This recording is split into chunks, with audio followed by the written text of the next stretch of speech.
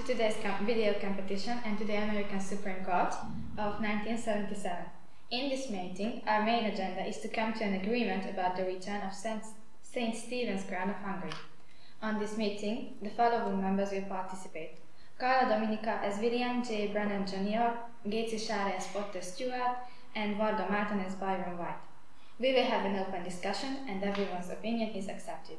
Mr. Chief Justice, Justices, ladies and gentlemen. At first, I would like to state the proper wording of the argument. We should not return the Holy Crown to Hungary, as it will mean the legitimization of the Hungarian political system and its leaders, mainly János Kádár.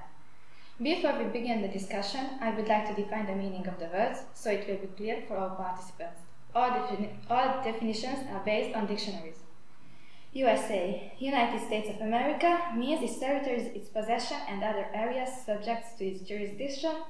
Altogether it consists of 50 states. It is a federal republic and a representative democracy with 3 separate branches of government, including a bicameral legislature. Holy Crown. The crown of St. Stephen was the coronation crown used by the Kingdom of Hungary for most of its existence. Kings have been crowned by it since the 12th century. No kings of Hungary were regarded as having been truly legitimate without being crowned with it. The most important national symbol of Hungary, the token of Hungarian statehood, which has accompanied the country's history, forming a defining part of it to this very day. Hungary, it is a small republic in the center of Europe. Legitimization to officially acknowledge something in a legal way. Hungarian political system, under this we mean the communism. Communism is a classless social system with one form of public ownership of the means of production and with full social equality of all members of society. In the highest phase of communism, the directly social character of labor and production will become firmly established. The leaders of the country, János Kádár, is the Prime Minister of Hungary from 56 to 58 and from 51 to 56, and First Secretary from 56 to 88. He is the main leader of the Hungarian Communist Party, and he plays a key role in Hungarian's transformation from 1956 anti-Soviet government of Imre Nagy to pro-Soviet regime that followed. The criteria will be for today is that we will look at the statement in a full sentence, meaning our arguments for it will be that we should not give it back as it will legitimize the system, and against will be that we should give it back as it will not legitimize it. But before I proceed to further explain the validation of the main statement, I will demonstrate 2 constitutional legal problems concerning the return of the crown. Can the doctrine of the Holy Crown prevail in a country which has an active communist system?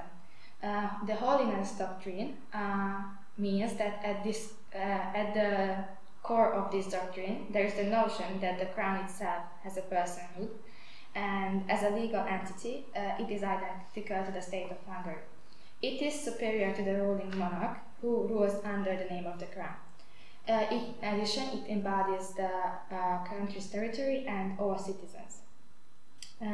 In the Second Treaty of Paris in 1947, it was brought up by Bob Dole and Anthony Andrei, who is a main leading character in Australian Hungarian communities, and he is working as a royal solicitor. It was brought up that there is a disagreement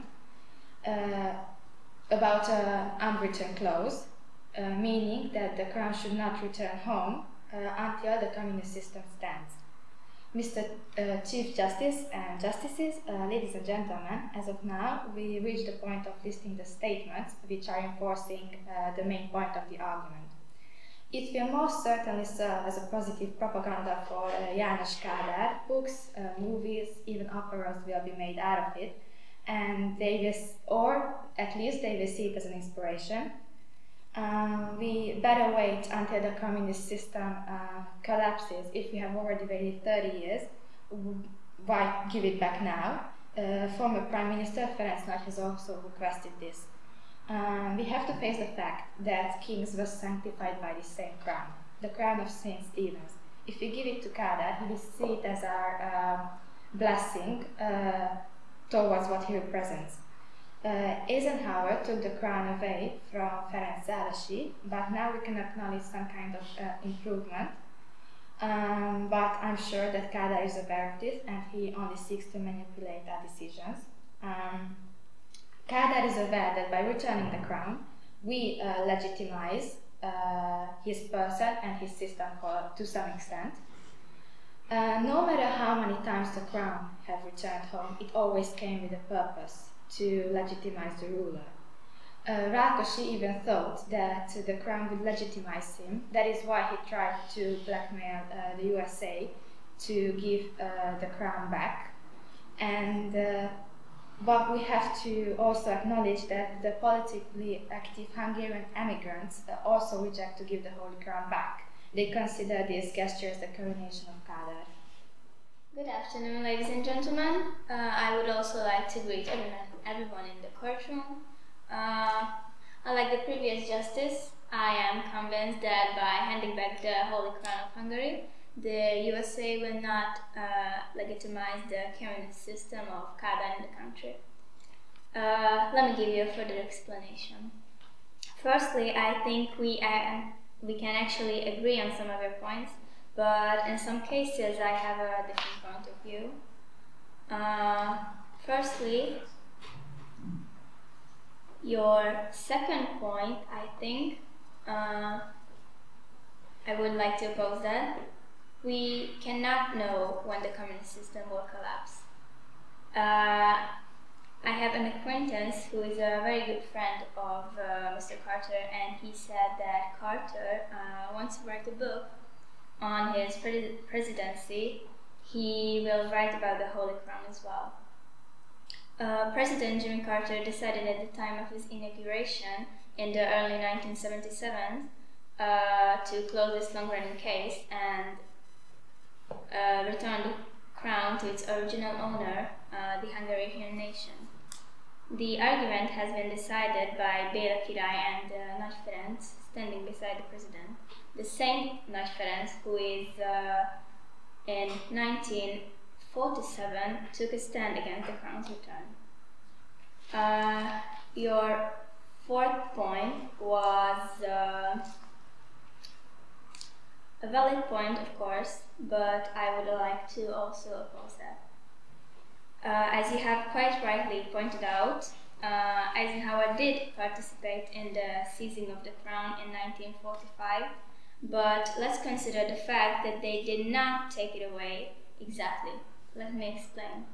The Holy Crown was taken away because of the order of Szálasi by the Royal Hungarian Crown Guard, as he was also running from the Soviet Army, and it was transported to German land. Your fifth point was next. I agree that Kádár was aware of the consequences, but he also said, in the socialist word, it is completely insignificant. So basically, he opposed his own word. Now on to the arguments against this statement. It could loosen up the dictatorship in Hungary. Kádár made exceptions during this era because of the conditions that we've set. János Kádár cannot be present when they hand the crown back. The leaders cannot give it to the Soviet Union. They should give it back to the head of the Council of Parliament, who is an independent party. It has to be exhibited so everyone could see it freely. President Jimmy Carter wants to give the crown back to the nation of Hungary, to the people, for them to understand the strong symbol of the crown. We shall hand the crown back to the President of the National Assembly, Antal in the returning ceremony. No one can think seriously their decisions will legitimize Kádár and the communist Hungary. Look at the daily papers of November 4th. The dailies reported that the crown would return home. Everybody knows what happened on November 4th. Kádár invited the Soviet tanks to defeat the revolution, and Szálasi took the oath on the Holy Crown in 1944 on this day. Do people think this day is by accident? Ladies and gentlemen, Mr. Chief Justices, let me explain the importance of the Holy Crown Doctrine. It originates from the 11th century. It has always been considered as an unwritten constitution. It's based on the concept of the Hungarian state. Before his death, Saint Stephen held the crown up and offered it to Virgin Mary to seal the divine contract between her and the divine crown. After this, Mary became a patrona and a regina. After the 1848 liberation of serfs, every Hungarian became part of the crown. After the First World War, the Holy Crown kept the hope of tradition awake. The doctrine was important for Horthy because it's a symbol of Hungarian unity. He extended the doctrine to a national ideology. Since the Second World War, both Holy Crown and the revision has been considered as a taboo. Therefore, the Holy Crown doctrine only lives in emigration. Let me summarize in some words why the Holy Crown of St. Stephen is so important. It originally functioned as an initiator crown. They only put it on the head of the monarch for an anointment. It consisted of two parts. A lower part, the tire, and the upper was made up of gold straps lined with precious stones. The coronation would only become legal if the Archbishop of Esztergom put the same crown on the soon-to-be ruler's head in Székesfehérvár. The symbol of Hungarian statehood was abroad a total of 11 times. The longest it had been away for 36 years. The cross on its top got damaged during the coronation of Mary of Habsburg, according to one of the most known legends about the history of the crown. The first one to bury the crown was Bertalan Samarén Orsov in 1849. The crown was found intact by the Austrians in 1853. Shortly before the end of the Second World War, the Crown Guards moved the Holy Crown from Buda to Austria, which was placed in a petrol barrel in Metzi in 1945 and buried. The crown was found by the Americans and has been at one of our military bases, Fort Knox, since 1953. Ever since the Cold War, the USA tried to reach out Hungary to repair their damaged friendly relations. It seemed reasonable to return the crown for them, as it only would draw the country towards the west. The crown finally came home in 1978, after being away for 33 years. It arrived to Ferihegy with the American delegation led by Cyrus Vance. Ladies and gentlemen, Mr. Chief Justices, do you know how much the Holy Crown has traveled? In 1945, the Crown Guard rescued the crown to Austria from the incoming Soviets. Later that year, on the order of Szálasi, the guards handed over the regalia to Eisenhower. They managed to save it from the Red Army. The Americans transported the crown to Augsburg, then Frankfurt. In the Bank of Frankfurt, they could not provide acceptable conditions for the regalia. So in 1953, the Chevroleys were transported to Fort Knox, USA. Fort Knox is the place where most of the American gold is kept. All of us know it well. We could wait for the fall of communism, but why to return it to this specific time? Some sources say there was an unwritten agreement between the victors that the crown shall not return until communist stands in Hungary. At first, the Americans did not want to give back the crown because of this spoken agreement. So we tried to find out whenever is it true or false. The Congress listened to numerous people. At the end, they decided there is no evidence of this agreement, so the returning of the crown is a question of presidential stance. Mr. Carter had planned to give back the regalia before his inauguration, before he finally wanted to end this long-lasting question. So finally, in 1977, Jimmy Carter decided to hand the crown over. On the Hungarian side, there was another constitutional problem. Can the Holy Crown represent any values in a communist regime? Both Kádár and Rákosi grew up during Horthy and Szálasi, So the crown was important for them because they knew this is a tool of legitimization, regardless of the ideology of the ruler. With the return of the Holy Crown, we legitimize the communist regime of Kadar. Kadar himself is aware of this. He will say, from this point of view, the return of the crown and the coronation jewelries is the success of the Hungarian People's Republic. The Hungarian reality is acknowledged, and the authority of Hungarian People's Republic is recognized. If we accept the fact that the previous kings and Horthy were sanctified by the crown, then we have to accept that Kadar will also be sanctified. Like, for example, after the death of Wenzel II in 1305, one of the conditions of the Czech-German treaty was that the successor, Wenzel III, resign the throne and give the coronation jewelries to Albert I, German king. But Albert I didn't want the crown, so he instead gave it to Charles I of Hungary. Rákosi tried to blackmail the Americans with Robert Vogler. He wanted to get the crown back.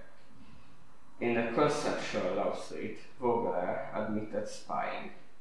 Vogler was kept in terrible conditions, but he said he was treated correctly and fairly. Later, Times magazine found out that this is a lie. It's clear that Rákosi wanted the crown back at any cost. He knew this was the only way to legitimize the communist leadership of Hungary.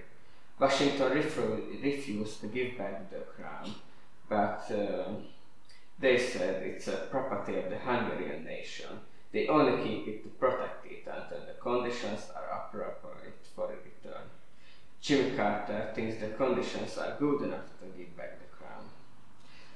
About the coronations, about the ceremony, it will take place in the gatehouse of the parliament. The ceremony starts at 4 o'clock.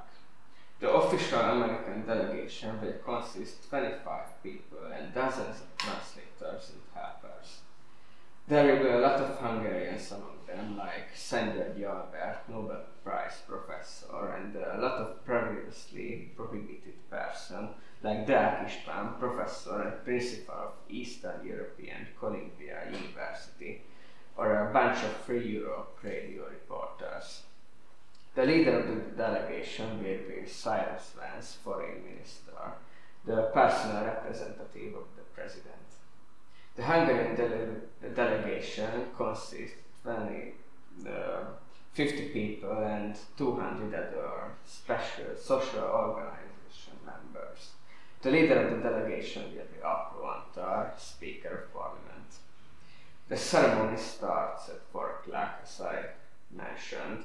After the Hungarian and American anthem, Cyrus Vance will give a speech. After his speech, they shake hands and officially hand over the coronation jewelries. The crown and the jewelries should be exhibited in the National Museum. In the next year, millions of people would visit the Holy Crown. From affirmative justices Byron White and Potter Stewart, we could hear numerous and strong, undeniable opinions alongside with facts that strengthen their opinions. But now I would like to consolidate our stance in the debate and further explain the arguments which have been mentioned by William J. Brennan Jr. It will doubtlessly lose another dictatorship in Hungary. Brzezinski, the US President's senior advisor, had several frogs swallowed by the Hungarian delegation, as he did not wish to make a unilateral or seemingly one-sided gesture towards a communist dictatorship. The communist regime's stance toward this is that they are interested in all solutions. They are being coerced to allow into Hungary people they had banned before. For example, Csanád Tóth, Vance's counselor and translator, Jozsef Takács, Voice of America, they were both banned because of their actions in the revolution of 1956. István Deák of Colombia, and Thomas Bodin of Radio Free Europe. Kádár has been making other various exceptions. To mention a few, he let religious preachers, Schneier Revai from New York and Baptist Billy Graham, into his country, and I think it does surely affect the way people think.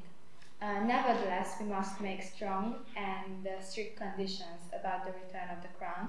Otherwise, everyone in the world, especially in the Western countries, will have that idea in mind that we accept and support the communist system and the ideology of dictatorship.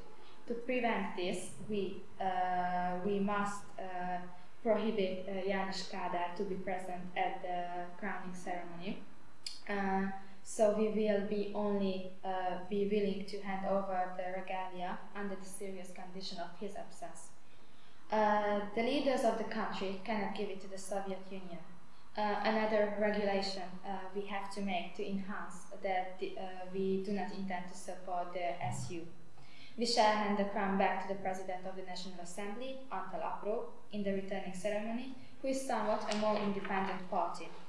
It is true that he was part of the Hungarian Communist Party from 1931. However, in 1942, he was arrested alongside László Rajk for organizing illegal anti-communist movements, but ever since then he also took part in communist political parties and organizations. With all this information, I have to accept that he is not independent at all, but he still seems the reasonable choice. The crown has to be exhibited so everyone will be able to view it in a public place openly. Corresponding with this decision, the display of the crown will start on the 31st of January in 1978 in the Hungarian National Museum, and it will remain in that place. President Jimmy Carter wants to give the crown back to the nation of Hungary, to its people from the Americans. He does not want a whole generation of Hungarians to grow up without understanding the strong symbolism of the crown. Here I can refer back to the Holiness Doctrine, which essentially summarizes this idea.